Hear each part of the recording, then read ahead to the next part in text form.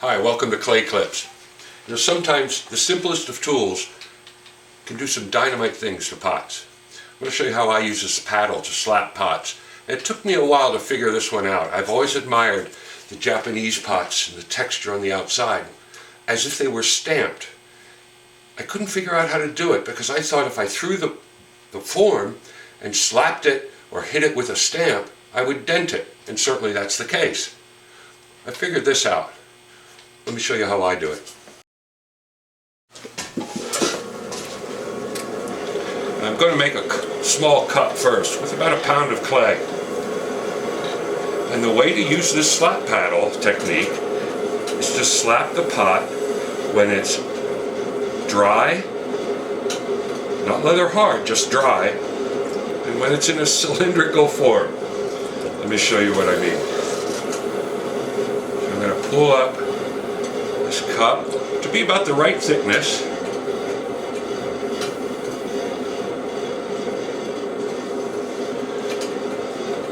I'm going to smooth the outside wall.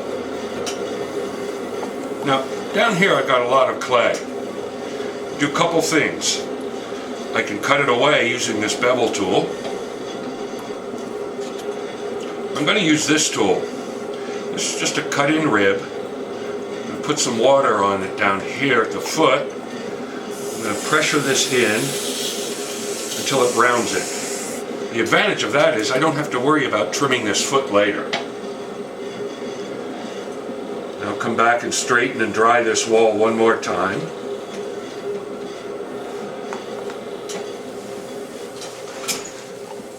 Now I'm going to use my paddle. Now this paddle has diamonds cut into this side and just straight lines on this side. I'm going to use this fancier side for this cup. Important thing is wet it. This surface is tacky. If this is dry, when you slap the pot, it sticks to the wall and pulls a piece of the wall out. So one wants to make sure it's wet.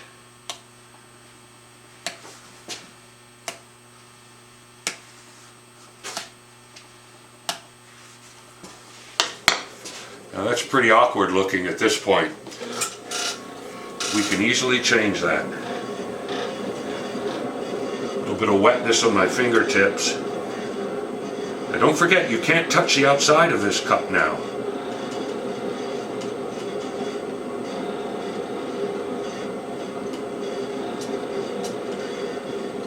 Now I'm watching here at 12 o'clock. I'm watching the profile of the outside of the form change. I usually put a slight bevel by pinching the rim between my fingers like this.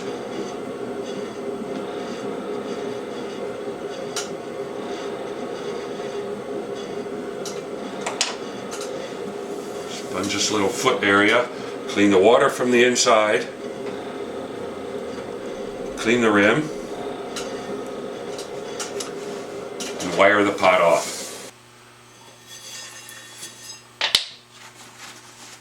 Dry hands.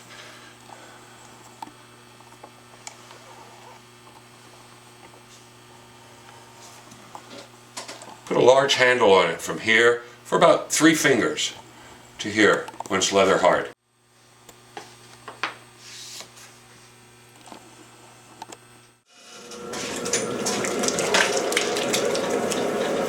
This time I'm going to make a bottle form and slap it, which means I have to keep some clay available at the top for a neck and a shoulder area.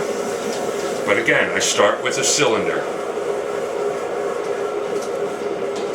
I'm opening this pot till the base is about 1/4 inch thick.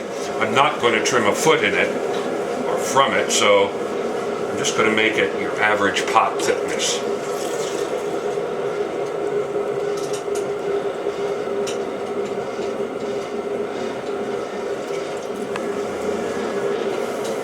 Now because I'm going to belly this pot outward, I'm going to leave a little bit more clay in the wall than I typically would. Because I'm going to stretch that clay outward, and it's going to need that clay to form the wide belly.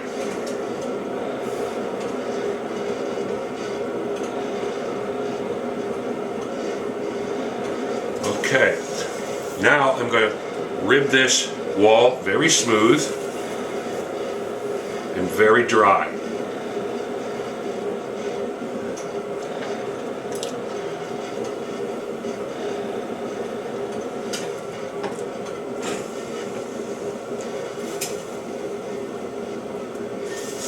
Undercut at the foot.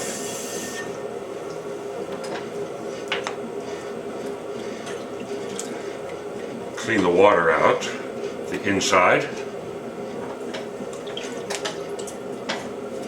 And now we're ready to slap this one. So again, I'm going to use this, but instead of randomly hitting this pot, I'm going to do it in lines. So wet it.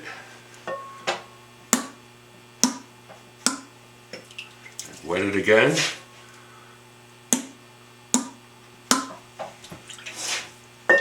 Third time.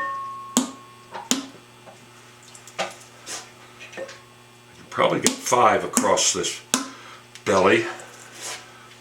It's going to be close. Okay. Now, this area at the top is going to become the neck and the collar. Dampen it. Before I form that, I'm going to belly my pot outward.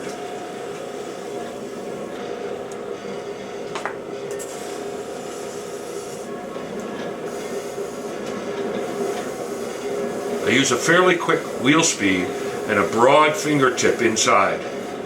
Again, I don't want to create any horizontal lines at the outside surface by using a fingertip inside.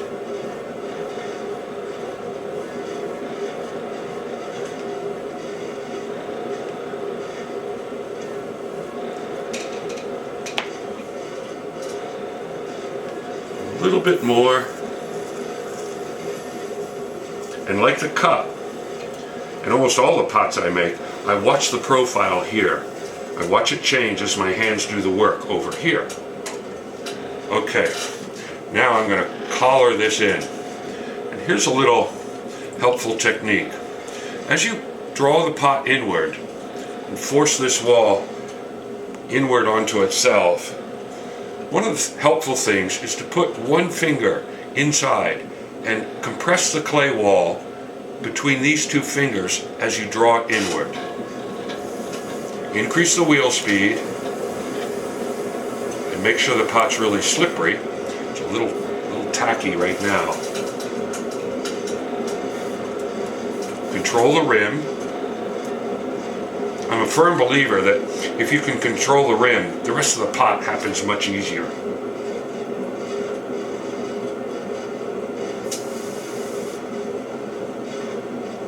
Now I'm making a rim on this pot up here to kind of mimic what's going to happen here at the shoulder. A slow curve pointing downward.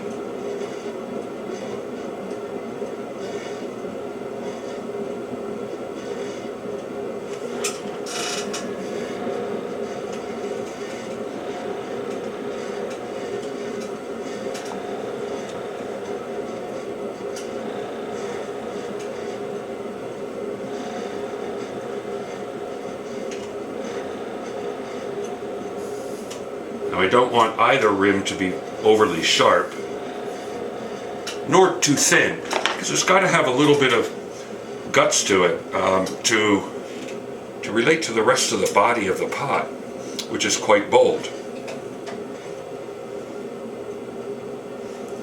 And one more final undercut.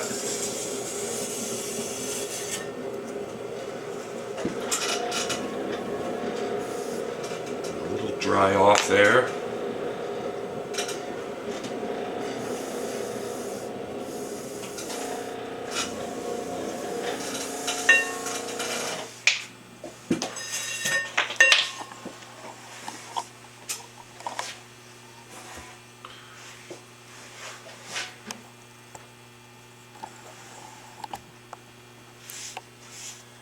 And that's how I use a paddle.